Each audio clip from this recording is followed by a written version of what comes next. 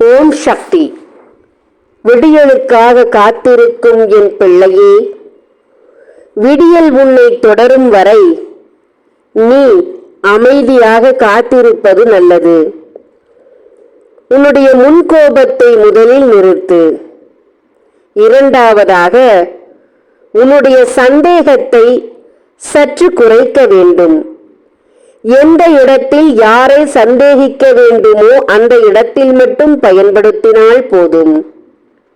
எல்லா இடத்திலும் பயன்படுத்தினால் நிம்மதியை இழந்து விடுவாய்.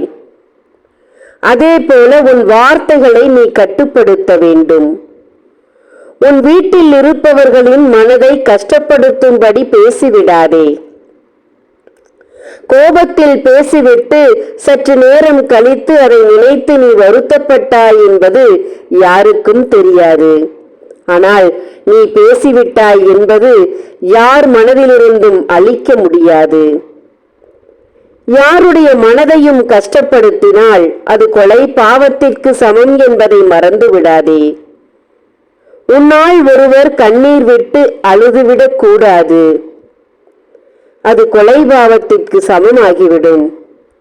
யார் மனமும் புண்படும்படி பேசிவிடாதே.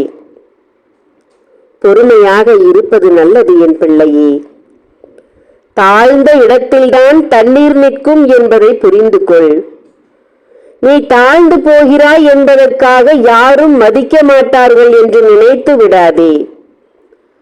பேசும் வார்த்தைகளை விட பேசாத வார்த்தைகளுக்கு மதிப்பு அதிகம் என் பிள்ளையே.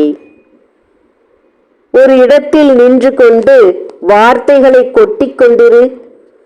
யாரும் அந்த வார்த்தையை கவனிக்க மாட்டார்கள். அதே நேரத்தில் அந்த இடத்தில் அமைதியாக இருந்து பார். உன் வாயிலிருந்து என்ன வார்த்தை வரும் என்று எதிர்பார்த்து நிற்பார்கள்.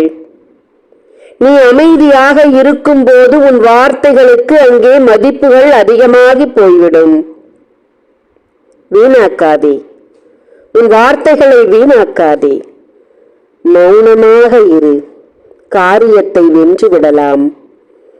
மனதில் பட்டறையெல்லாம் வெளியே பேசிக் கொண்டிருந்தால் வெறுப்பை சம்பாதித்து விடுவாய். அப்படித்தான் வெறுப்பை சம்பாதித்துக் கொண்டும் இருக்கிறாய் என்பதை மறந்து விடாதே.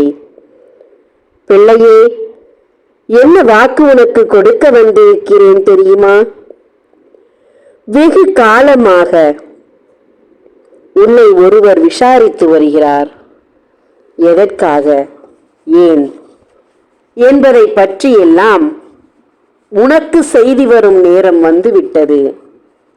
யார் யார் இடத்திலேயோ உன்னை பற்றி கேட்டு கேட்டு உன்னை பற்றி அறிந்து அறிந்து உன் அருகில் நெருங்கிவிட்டார். உன்னை சந்திக்கும் நேரம் வந்துவிட்டது.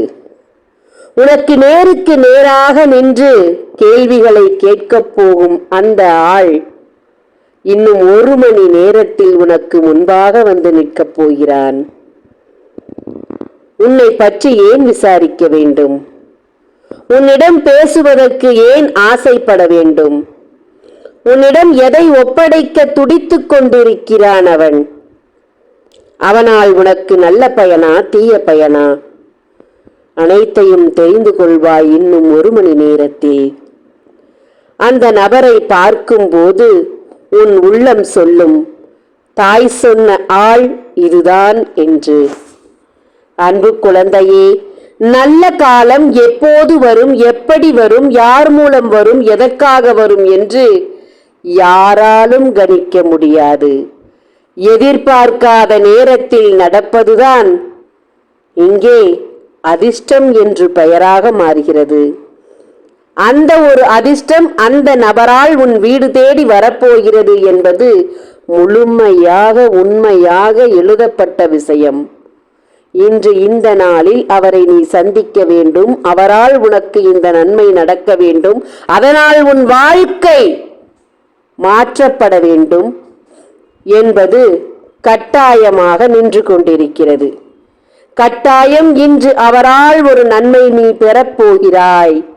தேடி தேடி வந்து உதவி செய்வதற்கும் இந்த உலகத்தில் ஆள் இருக்கிறதா தாயே என்று கேட்கிறாயா? இருக்கிறார் அல்லவா? உனக்காக அனுப்பப்பட்டாரல்லவா, அதை நீ பெறப்போகிறாயல்லவா? சந்தோஷம்தானே? நல்லது நடந்தால் சந்தோஷம்தானே? இனி அடுத்து அடுத்து அடுத்து என்று உனக்கு நல்லது நடக்கப் போகிறது. இழந்து விடாதே. நான் சொன்னதையும் மறந்து விடாதே. இனி எல்லாம் ஏறுமுகமாக இருக்க வேண்டும் என்று நினைத்தால் உன் தாய் உனக்காக வைத்து காத்திருக்கும் 48 நாள் பூஜையில் வைத்த எந்திரங்களையும் சாம்பராணியும் ஆண் பெண் உருவத்தையும் சத்தியநாராயணா படத்தையும் வாங்கி பூஜைகளும் பரிகாரங்களும் செய். உன்னால் முடியும் என்று இந்த தாய் நினைத்ததால் தான் உன்னை வாங்கவும் சொல்கிறேன். வாங்கு. உன்னுடைய காலங்கள் மாற்றப்படும். உனக்கு துணையாக நான் நிற்பேன் என்பதை மறந்து விடாதே. ஓம் சக்தி. நன்றி.